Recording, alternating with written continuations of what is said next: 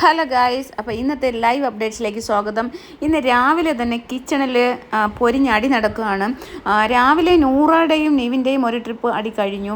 അതിനുശേഷം ഇപ്പോൾ ഷാനവാസും നെവിനും തമ്മിലാണ് അടി നടന്നത്.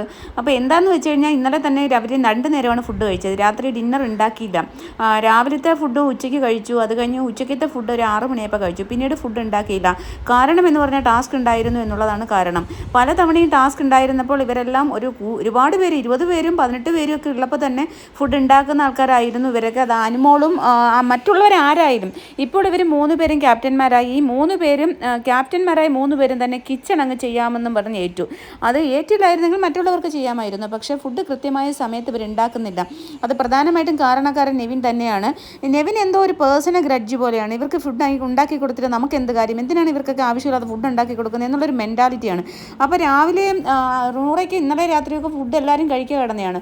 അപ്പോൾ രാവിലെ വന്ന അനീഷിനോട് പാട്ട് തുടങ്ങുന്നതിന് മുമ്പ് തന്നെ പരാതി പറയുന്നുണ്ട്. അനീഷേട്ടാ, നമുക്ക് ഫുഡ് കിട്ടിയില്ല. അതിപ്പോൾ പറഞ്ഞ് നമുക്ക് ആർക്കും ഫുഡ് കിട്ടിയില്ല, ഇനിയിപ്പോൾ എന്നാ ചെയ്യുക, ഇവർ ഫുഡ് ഉണ്ടാക്കിയില്ല നമ്മൾ പറയണം എന്നൊക്കെ പറയുന്നു. അപ്പോൾ രാവിലെ എന്തായാലും പാലുള്ളത് നൂറയും ആദിലയും പാല് കാച്ചി കുടിക്കുന്നു.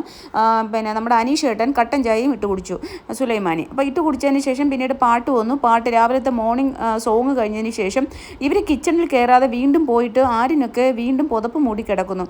അപ്പോൾ നമ്മുടെ അനീഷേട്ടൻ വന്ന് ചോദിച്ചു, എന്താ ആര്യ രാവിലെ ഫുഡ് ഉണ്ടാക്കുന്നില്ല? ഇന്നലെ തന്നെ നിങ്ങൾ 2 നേരമാണ് ഫുഡ് തന്നത്. ഈ 80 ദിവസമായി ആദ്യമായിട്ടാണ് ഇങ്ങനെ 3 നേരം ഫുഡ് കഴിക്കാതിരിക്കുന്നത്. നമുക്കുള്ളത് ഈ പ്രാവശ്യം റേഷൻ നമുക്ക് നന്നായിട്ട് കിട്ടിയിട്ടുണ്ട്. വളരെ കുറച്ച് ആൾക്കാരേ ഉള്ളൂ. നിങ്ങൾക്ക് ഫുഡ് ഉണ്ടാക്കി കൂടെ എന്ന് ചോദിച്ചു.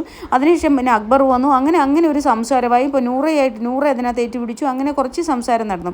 ഇപ്പോൾ കുറച്ച് നേരത്തെ ലൈവിൽ നെവിനും ഷാനവാസ് കൈയും തമ്മിൽ ഭയങ്കരമായ വഴക്ക്. ഷാനവാസിൻ്റെ ചെന്ന് ചോദിച്ചപ്പോൾ നിങ്ങൾ പിന്നെ എന്ത് ഫുഡാണ് ഉണ്ടാകുന്നത്? ഒരു കറി, എന്തോ ഒരു ചെറിയ കറി മാത്രം വയ്ക്കുകയാണ്. സമയത്തിന് ഫുഡ് വേണമെന്നുണ്ടെങ്കിൽ ഇതൊക്കെ ഉള്ളൂ, വേണമെങ്കിൽ തിന്നിട്ട് പോടാ എന്നുള്ളൊരു ഡയലോഗാണ് നെവിൻ്റെ ഭാഗത്തു നിന്ന് വന്നത്.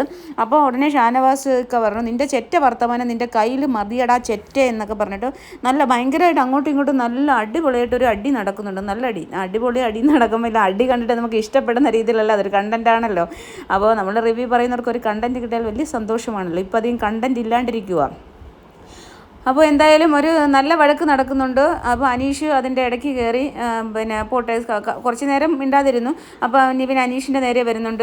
പിന്നെ എൻ്റെ മതിയുടെ പോയി ഫുഡ് ഉണ്ടാക്കുക, സമയം കഴിഞ്ഞാൽ ഇനി ടാസ്ക് തുടങ്ങാനല്ലേ, പോയി ഫുഡ് ഉണ്ടാക്കുക എന്ന് പറഞ്ഞപ്പോൾ നിങ്ങളാരാ ഇതൊക്കെ അന്വേഷിക്കാൻ, ഞങ്ങൾ തമ്മിലുള്ള കാര്യം ഞങ്ങൾ തീർത്തോളാം എന്ന് പറയുന്നു. അപ്പം ഷാനവാസൊക്കെ പറയുന്നു, നീ സംസാരിക്കടാ അനീഷ്, നീ സംസാരിക്കടാ, ഇവൻ എന്താണ് പ്രശ്നം? അപ്പോൾ പറയുന്നത്, നീ ഞങ്ങൾ വേണമെങ്കിൽ ഉണ്ടാക്കി വെക്കൂടാ, ഞങ്ങൾ ഉള്ളത് ഉണ്ടാക്കി വെക്കുന്ന വേണമെങ്കിൽ തിന്നിട്ട് പോടാ എന്നുള്ള രീതിയിൽ ഭയങ്കരമായിട്ട് മോശമായിട്ടാണ് നെവിൻ്റെ ഭാഗത്തു നിന്നുള്ള സംസാരം.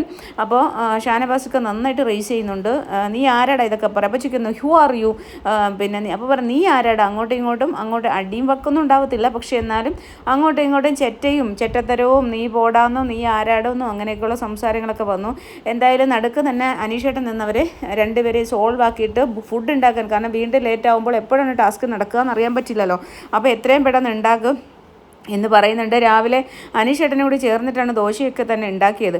അപ്പം പറയുന്നുണ്ട്, നിങ്ങൾക്ക് ആവശ്യമുണ്ടെങ്കിൽ സഹായത്തിന് മറ്റുള്ളവരെ വിളിക്കാമല്ലോ എന്ന് പറയുന്നു. അപ്പോൾ അക്ബർ എൻ്റെ ഇടയിൽ കൂടെ പറയുന്നുണ്ട്, ഞങ്ങൾ തന്നത് അനുമോളപ്പം എന്തോ ഒരു സംസാരിച്ചു, പിന്നെ തിരിച്ച് എഴുന്നേറ്റ് വന്നിട്ട് അപ്പോൾ പറയുന്നുണ്ട്, ഞങ്ങൾ തന്നത് മൂക്കുമുട്ട തിന്നിട്ട് നീയൊക്കെ സംസാരിക്കുന്ന ഞാൻ ഉണ്ടാക്കിയ ദോശയടി നീ രാവിലെ തിന്നത് എന്നൊക്കെ പറഞ്ഞിട്ട് ഭയങ്കര മോശമായിട്ട്. അപ്പോൾ അനുമോള് ചോദിക്കുന്നുണ്ട്, നിൻ്റെ വീട്ടിൽ നിന്ന് കൊണ്ടുവന്നതാണോ, നിൻ്റെ വീട്ടിൽ നിന്ന് കൊണ്ടുവന്ന മാവാണോ?